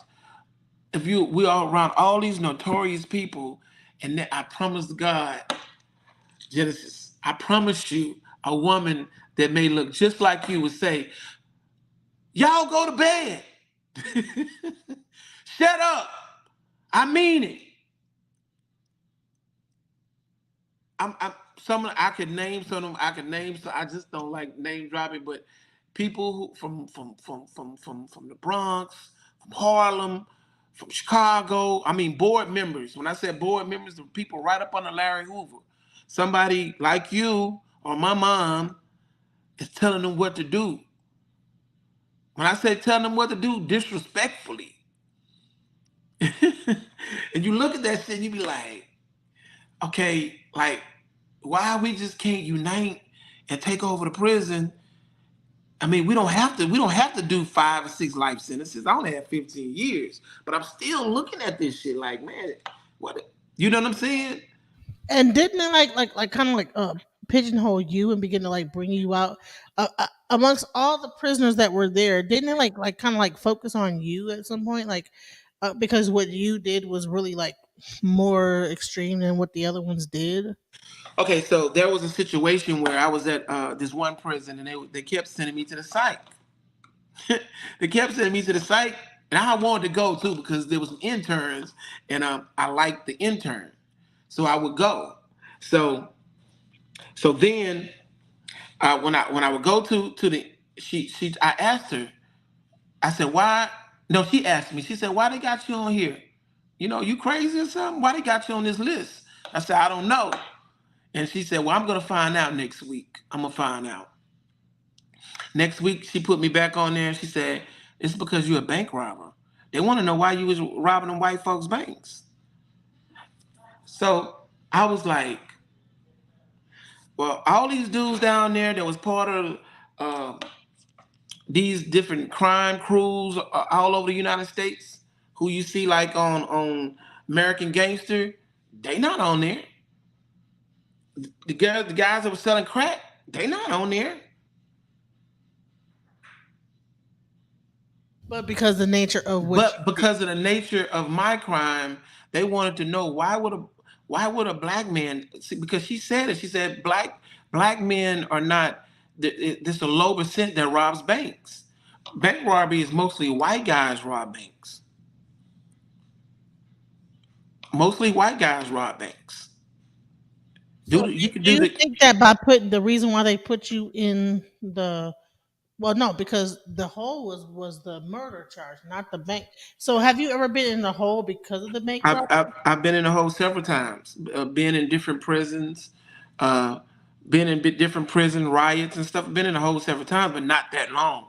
And then the hole in the Fed is totally different than the conditions in the state. But yeah. So they were trying to figure out like when you have people who and I told her the same thing I kind of told you. I'm like, wait a minute, if everybody's out to get money, mind you, this shit is crazy to think like this the way I was thinking because I don't think like that now. But I'm just like, if everybody's out to get money, you talking about the early '90s. You remember everybody was out to get money? Remember Get Rich or Die Trying? Yeah, Okay, F so bitches get money. So this you yeah, had that was your soundtrack in that time. Like yeah. F So bitches if get that's the money. case, And you just with if the that's the case, why if you want to get money, then why not go to the bank? I know it now sounds now crazy. we know why not to go to the bank because that was a whole like 15-year sentence that you had to do. But compared to think about it, compared to the majority that stood on the corner and got in these trap houses and destroyed the community. Think about that. You looking at it, you're looking at it from a different lens. Well, no, Think about it. I get what you're saying. I'm just saying Think like about it. So every major city, crack came out. They was selling this crack, and oh, why y'all sell crack? Oh man, because I want to be able to afford a car. I got this Mercedes Benz. The LG kit. I got that. Blah blah. When you see all these documentaries and all this type of stuff, yeah, they got the fur on and blah blah blah. Think about it. All over America, you would rather sell this product than have the mindset was like, well, damn, all the money is in the bank. Well, it's not anymore because they didn't figure it out. Yeah, it's a whole new thing right now. You can't go to the bank and rob and get nothing. So You know what I'm I saying? I Like, don't think the banks even hold more than like $2,000 a piece. You know what I'm saying? nah, no, that's not true. I mean, if that's the case, how are you able to people to go to the same bank and cash that check? That's crazy. Listen, what I'm saying is that um, why not study people who kill for colors? Why not study, the people who have multiple charges of selling drugs? Why, why? They want to study you because they like we want to make sure this don't happen again. Like Yeah, well, because at the end of the day, it means that you're not scared of the white man. I mean, not the white man. I ain't mean to say the white man, but it means that you can go from 0 to 100, and not being afraid. You can be dangerous when you're not afraid. You know what I'm and saying? that's where it gets into mental health, right? So Yeah, yeah. You could be dangerous. In which they think this when you're not afraid, okay? But you take these other guys, they're not afraid of nobody black. They're not afraid to sell crack.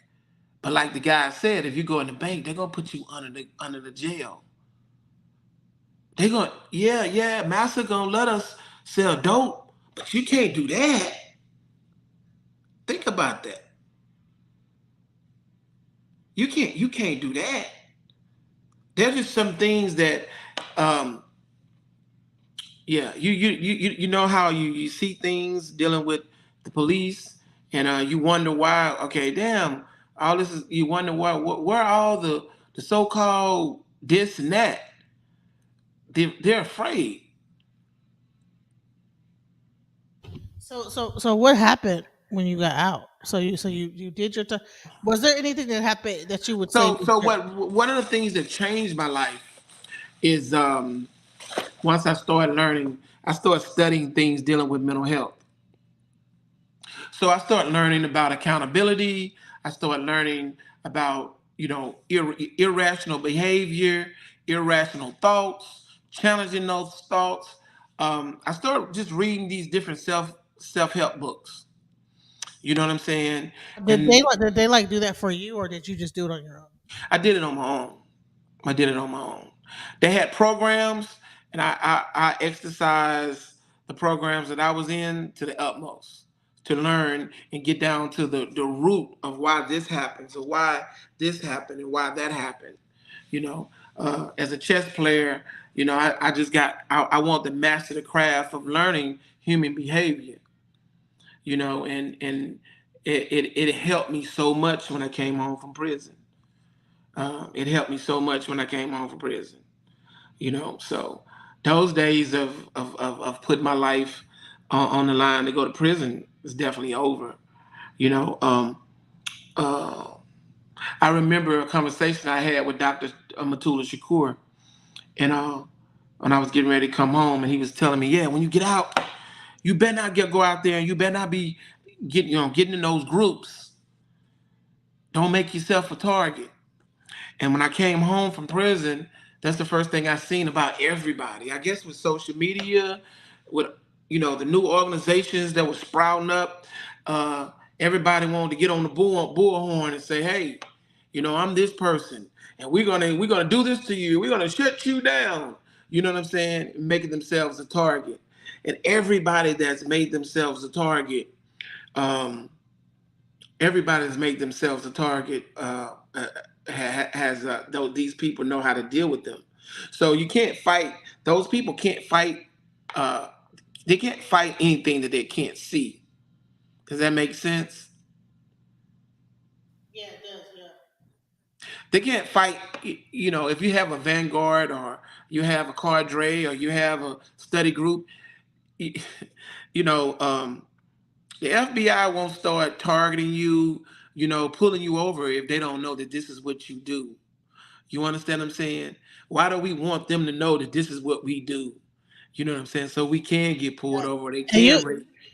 right. And see, and that's the thing is that like I know that at one point you had the RBG movement, you had all these different movements and stuff like that going on, and they were too out. out front, and then you end up with like people like getting like what's it called, the terrorist act or whatever on them, like the Black Terrorist Act and stuff like Yeah, I mean, we give them too much. When then social media, like I said, you got to realize, man. I think ego drives this. The ego drives it. It drives it from the men and the women. You have the women who, they see a picture of Angela Davis, or Sata Shakur, and they're just like, oh, that's what I want to do. You know what I'm saying? no, they don't even got to see a picture of that. They just see a picture of another girl with her booty out, and then they end up like getting a BBL. Well, yeah, but I'm saying It's from a kind, it's monkey see, monkey do on the internet. Everybody, yeah, but wait, but when you could be a target, you can't be a target for getting a BBL. I mean, you know what I'm saying? You get a yeah, you target. can. You sure as hell can. You're not, the FBI is not gonna be after you to try to kill you because, think about this other brother by the name of Master J. A good example. What if Master J did what he was trying to do clandestine, real discreet? Think about it. Think about if this guy, You know, instead of, Jam Master Jay when he got killed. you know who I'm talking about? No, okay. You don't know who I'm talking about. No, I don't I'm know talking who. about the the NFC guy. No, I don't know who. The NFC guy. He was the guy who they was dressed in all black and they were marching. They had all rifles. They had a lot of your militia groups, black militia groups, was meeting up to Stone Mountain, and they were doing all this stuff. If you make yourself a target, then Oh yeah, during the whole thing when they was actually protesting, and so he was like, yeah. and they dismantled that so quick. It was like, yeah, it was crazy. And they was look what they was able to get the head. They was able to get the head, and guess what? Now everybody going back to whatever the fuck they was doing before. You know what I'm saying? Same thing, same situation. With the brother in with the situation that happened in Dallas. Same situation. You know what I'm saying? Um, so So when we get back into mental health, though, so all this stuff, like really, what this conversation was really about, and what it's really about is like mental health, right? So all these things, right, affect our community in an adverse way, right? Because these okay. people get out at some point, right? They have Oh, to oh, get out. okay. They have to like be in society, and so Mhm. what do you feel the Okay, impact so of think society? about this. Like we were talking about mental health earlier today, and I was telling you, I was like, why do people forgot that there was a crack epidemic? There was a crack epidemic that went through this country that tore communities up. They even tore infrastructures up. You from Detroit, I know you know.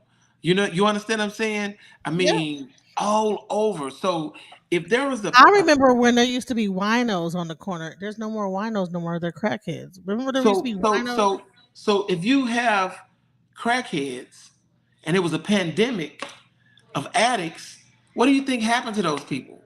What do you think happened to the women? Some of these women had babies, right? You remember they talked about crack babies? Yeah, yeah. Okay, so what do you think happened to them? Some of these people have, they have mental dysfunctions. Okay, even during the crack era, when you had the gang epidemic, when there was a real serious epidemic, what do you think happens to a person who kidnaps somebody, takes the body and put it in the trunk, and then take it out in the woods and bury it or burn up a whole family Right, and don't get caught though. and You don't get caught? And don't get caught, and let that was alone. a lot of the women were doing that. They were like actually setting people up and doing all type of Yeah, crazy yeah. stuff. Okay. Talk Jack about boys. that.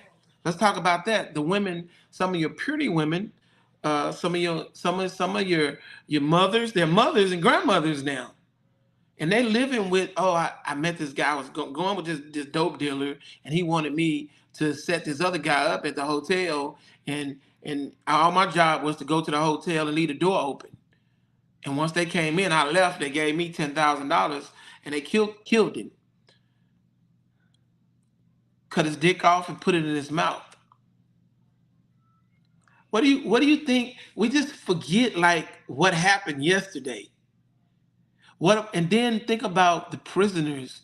Okay, let's even let me bring it more. I don't want to talk about so much prison. Let's talk about the women who've been molested. They've been molested. They were molested by an uncle or a grandfather every Thanksgiving, Christmas, when the family's in the front room playing dominoes, and then the drunk uncle go in the back room and he molests the 6-year-old girl, and he's been doing it for 6, 7 years. Right. And we wonder why, somebody, you know, uh, uh, have these outbursts like some of the people that we know. You say, oh, she's crazy. Yeah, she might be crazy, but there's a reason. There's something behind it. And I hate to bring her name up, but I'm gonna say this is that I've heard stories even from Jaguar, right? Hmm. And when I hear about the stories that have come up in her life, right, I think about these things, when she talks about when she was younger and I'm not sure how much of these stories are true, right? But she talks about stories where she was there when somebody did this and did that. Now, I'm not sure, but it's the bottom line is that this is during that time frame. And so I don't think it's far fetched to think she might have been There are there are so many women that live a regular life, doctors, lawyers that was molested and raped. Some, you know how many women that was raped in college? You know how many AKAs and deltas been raped that don't talk about it? How many accused and raped? Not just accused, but a part of the initiation ritual. well, I don't know anything about that. I'm talking about rape. I ain't talking about the initiation ritual, because I'm talking about, and then if that's the case, then they were willing participants to be a part of something. I'm talking about the girl who liked the guy, right? She came over to the guy's apartment. This happened everywhere. Howard, Morehouse, Clark. She liked the guy. She went to his apartment. She had sex with him, and 3 guys come out the closet. She Yeah, that didn't. was that was that was happening. I remember like stories like that. Listen, we are people that we forget so fast. We get on the blue app, and you hear them judging other people, and you be like, wow, that happened to you. I know that happened to you. Like, it's so much dealing with mental health. I've actually had that happen to me before. I've actually Lit- been with a guy, and then all of a sudden, I guess they thought I was drunk, and then next thing you know, like I'm with this guy, and all of a sudden I feel like extra hands touching my legs. I'm like, what the fuck is going on? And I see But some like, but some people that traumatizes some people, and they take it the rest of when they in relationships, it play a part in the relationship. See, this is like regular life. I'm not talking prison, where niggas coming home from prison and a motherfucker threw shit in their face. I've seen several officers quit their job because somebody threw shit in their face, like from here to where I'm at, bam, and they just quit the job. right, and So imagine, imagine being a prisoner where you didn't got some shit thrown on you, some hot shit or whatever. It's beyond being sexually abused. That's television. Nobody gets sexually abused in prison anymore. They got too many people that's just freaked out the game to where it's whatever. That doesn't happen. hell, you don't have to sexually abuse them because they come in gay anyway. So Yeah, yeah, yeah. So, but when we talking about, you know, s- traumatized, do you know how many people out of the projects and seen a kid? Think about it. Maybe a 10-year-old kid that's seen somebody get smoked, get killed in the projects, or they come outside on a Saturday to play, and Friday night somebody got killed in the corridor, and then the kid coming out instead of going to watching cartoons, go out and see a dead body. Think about it. People just we are. It's something about black people. It's certain shit we wanna. It's certain shit we wanna forget. We're good at that. We're really good at that. You know what I'm saying? We remember what we want to remember, but at the end of the day, what I'm saying is that people are traumatized. Most people have post traumatic stress. If you would. If you were a person who was doing drive-bys, most likely you got post-traumatic stress. Because if you could be in the military and you could do a drive-by in the military and be post-traumatic stress, then most likely in society it's the same way. But who cares? You know. Right, and ain't no veterans benefits to like go to the psychiatrist about your drive by that you did when you were younger. You know, Exactly. Exactly. and these people are really living in society now. They're our elders now, right? They're Generation X. They're my generation. Yeah. They're 50, you 40. Um, you and then you okay. Then I'm gonna bring it a little home, a close home. Um, then so think about this from a mental health standpoint. Do you know a guy told me the other day? He said, "Man, I don't even go out because the music they play make you want to fight." You notice they don't play love songs where everybody slow drag, slow dance. Right. Back in the 70s, it used to be all slow Well, dance. not just the 70s, in the 80s, during the time of, Prince At and the end of the R party, they would like play like a even little. yeah, even R. Kelly. I mean, they always played music where you could slow dance. That's how you interact with the opposite sex. You understand what I'm saying? That's how you can interact. You can meet somebody, hey, You how know how you they been? end the party now is before I let go. Not like play another slow jam. No, No, none they of that. before I let go. Now they didn't heard Nuck if you buck, and I'm old, so I'm good. Yeah, yeah, but it's demon music. It's demon music. It's music that make you want to kill. Because that's all they talk about is slide, a step, a slide, a step, a slide. It's crazy. So And now they got it down to a science where they don't even have to say nothing, and it's just the actual tone of the actual like music. They don't even, like you got like a what's his name? What's it? I just want to rock. What's his name? Uzi Vert, right? But they call him like so little Uzi Vert. They say that really he's saying his name is Lucifer, like Uzi Vert, Uzi Vert, Lucifer. yeah, well, the music it determines the your vibration. You know what I'm saying? And they've got so good at this. It's not even television anymore. They don't you use television. They use the music. And the music can basically have you in a trance. If it could, if you know the drums talk, in Yoruba, in different parts and tribes in Africa, them drums they do things to your spirit. You know what I'm saying? I've heard them. I've been in you know to places and I've seen things and felt stuff. From hearing those drums. Those Oh drums no, actually. trust me. Like I've been in ceremonies where they have that talking drum, and like that talking drum will have a possession Yeah, aspect. exactly. So now they got this type of music. Uh, this stuff is documented, you know. Um, but like I said, then you have like I said, people coming home from prison, and you just expect okay, because you're out from prison, you just get a job, and you just go on with your life. But there's trauma that haven't been dealt with.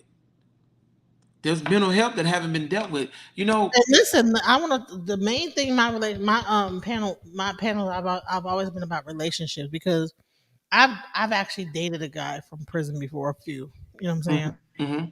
And they come out and they have like the they actually like have a good outlook on life, but the reality sets in. And then here's the thing is that you might get into an argument with a person, right? That, might be on the second strike, right? Hmm. And, you have some places have the three strikes you're out rule, right? And it's a thing like, you know what? They might be like, bitch, if you don't, whatever, and then they get that third strike. Hey, it is what it is. That's very true. So you got to watch out when you're dating That guys. is very true. That's very true because there's that's what they call a point of no return. But I mean, a point of I no was actually dating a guy who a told point me, of no return could be done with basically anybody.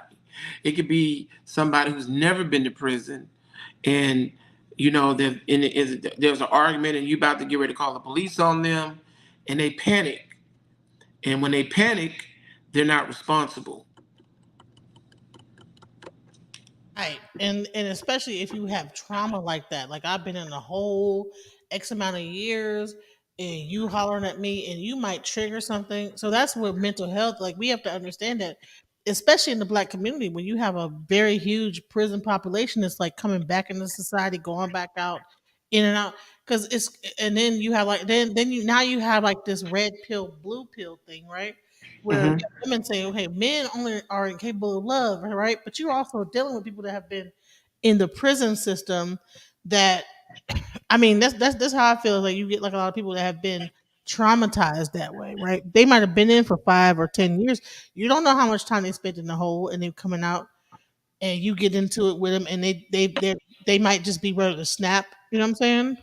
Well, yeah, I agree. But think about this. Let's take prison out the equation. If you meet somebody, I've met women who had daddy issues. That daddy left and never came back, and because of that, that triggers so much in how they see the man that they're dating. Like, you're gonna leave. You're never gonna. You're not gonna really love me. You understand what I'm saying? There are so many different things that trigger people. There's just so many different things that people have been traumatized about. Somebody died in the family, but some more serious is like rape, being molested. Um, a lot of women, unfortunately, a lot of black women have been molested or raped. You know what I'm saying? So. Um, they kind of come in a relationship with a band-aid, right? And men, the same way, men have done fucked up shit as well, to where as they come in a relationship, you meet their representative. You meet the person that the good guy. You meet the yoga guy. You know what I'm saying? They're like, I like to read books. Like, yeah, we could go to Barnes and Noble, right? Right? So then, you know, you on the phone or you texting somebody and like, damn, who you texting? What the hell you doing? You know what I'm saying? Because they've been through abandonment issues. Right, right. You understand what I'm saying? So it works both ways, men and women. It is like, you know, who can really be loved at this point? You know what I'm saying? Um, we'll talk about that some other time. I love relationship. That's one of the things I studied while in prison. Uh, Black relationships and the dynamics of black relationships and being transparent. But yeah. So when you got out of prison, you found solitude in the swingers movement. So what made you feel like that was like the best way to go versus like being Okay, so when I came home, I don't know if you remember her, but I met this Italian. Um, she was a fashion designer. You remember her? The fashion designer? no, I But don't remember. anyway. So she introduced me to. She was like, she was at my apartment or whatever, and Oh yeah, I do remember her. I yeah, with the spoke to her. mohawk. She had the Yeah, mohawk. I Yeah, spoke to her. Yeah. yeah. What basically she introduced me to the swinger lifestyle, the swinger culture, and one of the main things that caught me and that sold me was you ain't gotta lie. You ain't gotta you have to be transparent, because when you're transparent, well, my phone's about to die. But when you're transparent, um, you're not being deceitful.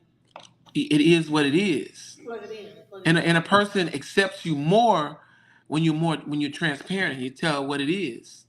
And when I came home, and I have no space for jealousy, because she's told me, hey, this guy right here, he wants to have sex with me, you know, um, is it okay? And in my mind, I'm looking at her like, well, because you asked me, that means that's something that you really want to do. So now I'm coming out of prison. I'm like, man, don't nobody want no damn warden over them. Don't nobody want no police state over them. Like, if she come and ask me and say, hey, he wants to do this, Is it okay with you? Because if it's something that you don't want to do, you wouldn't even have to come and ask me, right? Right, correct. Okay, so, and I'm like, okay, damn. All I have to say is, yeah. And then there's somebody with the same situation with me, I don't have to lie. So it kind of sold it, that whole culture sold me like, oh man, I'm gonna come home and I'm gonna be transparent. Yeah, I'm gonna be transparent. So is that why you prefer that lifestyle over like just regular dating? Yeah, because everybody's lying. Everybody else is lying. Um, everybody's lying. Everybody's lying. From the married man, you know. Ah, man, that's a whole nother can of worms. I mean, But what about polygamy? What's the difference between like the swinger well, life? I mean, polygamy is there's a need for polygamy. There's a need for polygamy as well. I mean, but it's still it's about being transparent.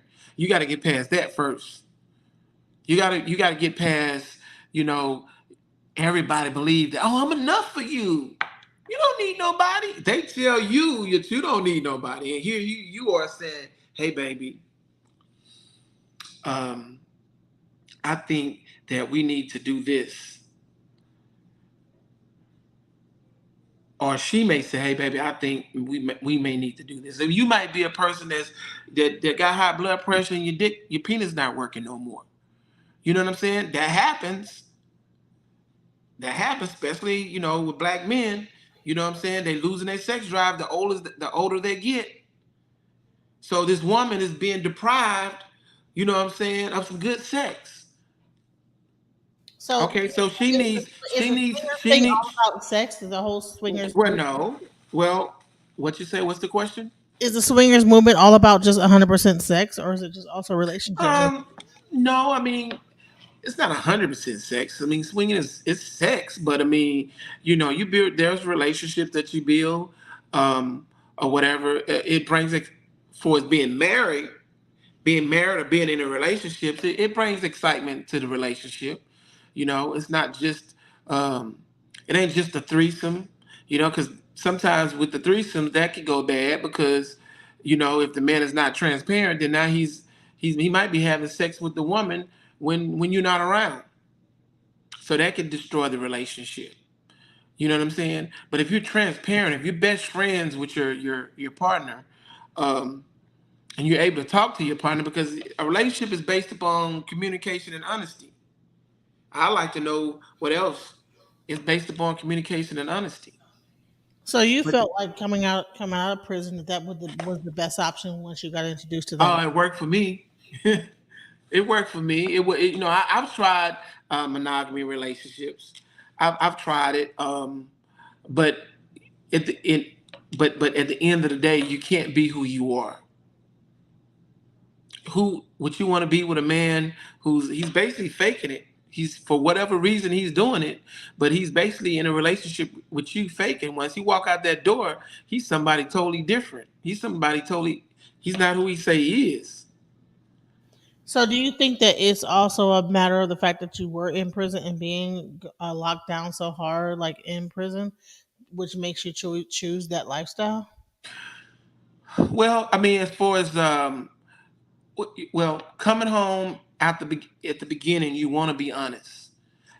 It came a point in my life to where I want to change all of the bad things about myself, and I kind of vision myself like a car being put up on blocks, everything being stripped down and rebuilt.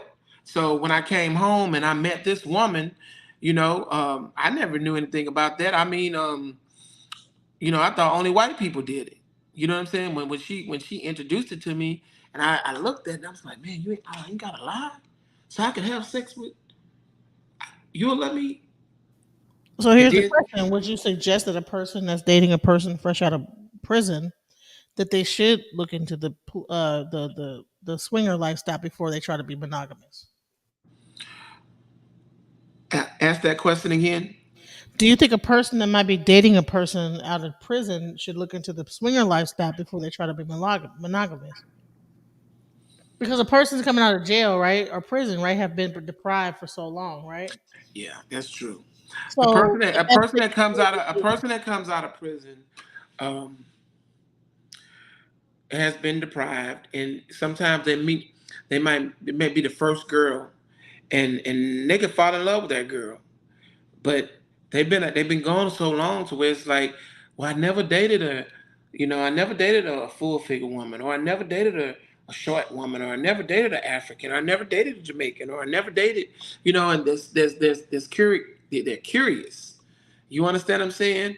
Um, so, and some of these women, they try to grab them, and they think that just because, they've been locked up 30 years, that that's going to be their property.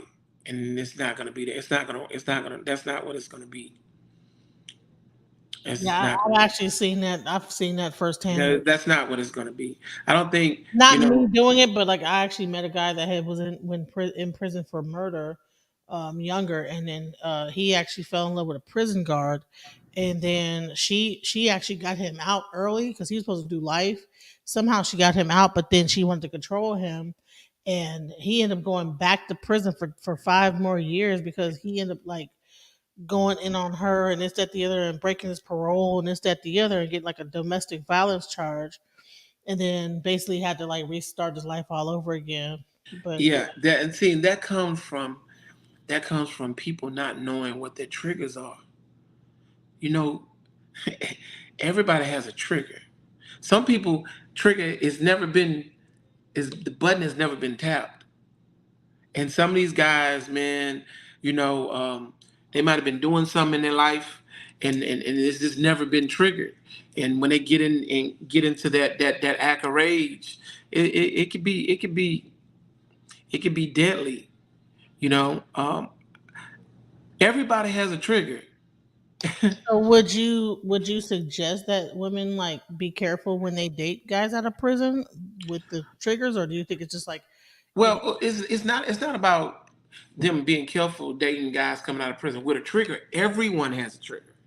You could date a guy coming from Howard, and he has a trigger. He could be, a bookworm, and you say the wrong thing. I mean, you know what I'm saying?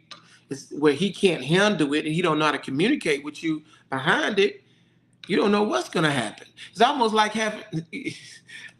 I don't know if I could use that as an example, but it's almost like having your dog. You know what I'm saying? He's a lovable dog, right? He's a lovable dog, and he's not gonna bite nobody. He's never bit nobody, but he's with a child. There's a child down playing with him, and the child is maybe sticking him in the eye or something, anything, that triggers that dog to lash out. And it goes for men and women. It has nothing to do with prison, you know what I'm saying? Because I mean, anybody is capable of it. You know what I'm saying? A lot of people you don't don't know. think that a person that has been sitting in like A lot of people segregation. don't even know what their triggers are. You know what I'm saying? Some people don't know. I know what my triggers are. Uh, and my triggers are I don't go to the strip club because I know I used to be in the strip club and I know you got to make it rain. So I ain't making it rain because I ain't making that kind of money no more. And I don't plan on going back the other way. So I don't go to the strip clubs, right? That's a trigger for me. You know what I'm saying? I don't carry guns. Why? Because let's say I'm driving down the street and a redneck spits on my car, calls me a nigger and spits on my car. If I have a gun, most likely I'm going to use it. Right, If I don't have a gun, then I could just cuss them out, bam, everybody leave, go home. And you understand what I'm saying? right. So I know my triggers. Um, One of my biggest triggers, I don't argue with homosexuals. Nope. Don't argue with a homosexual. You can't win an argument with a homosexual, right? You just can't do it. So I'm not arguing with a homosexual. You got it. You got to learn these type of things because if you don't, then and you do it, it could be detrimental to your life and somebody else's life. Right, right. I say. You So I know? know you said that your phone is about to die, but I want to. Yeah, my phone's about to die. I want to find out some final thoughts of you about everything that we've been talking about here. I know we talked about mental health, we talked about your upbringing. I want to bring you back on to really discuss relationships and things like that. But Mhm. I wanted to like introduce my audience to you first before I like do that. But I want to find out what your final thoughts are before your phone dies. Final thoughts about what? Just everything that we talked about here. What would you say that Well, the I one just think that I think mental health is the elephant in the room. When it comes to us, interacting with each other. Um, Even if you're a mother and you have a son and they do things and they don't know why they're doing them, these are things that we have to deal with. We can't let it spark out of control to, say, oh, he just spoiled. Next thing you know, he didn't call you a bitch in your house. It's just so many different things. Um, um, is real quick, Regina Gold asked, is swinging different than polyamorous or the same? yes, totally different. Yes.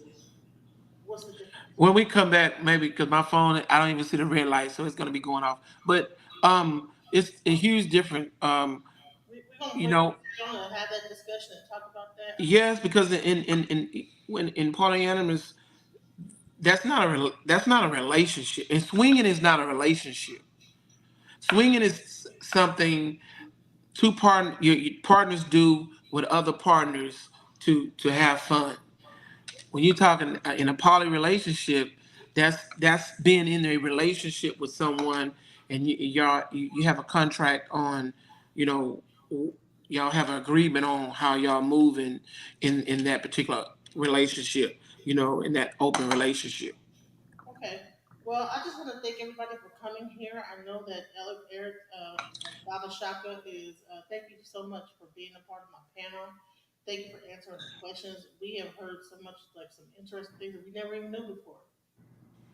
And I want to thank you for being a part of this. I want to thank everybody that was in the chat room and asking questions.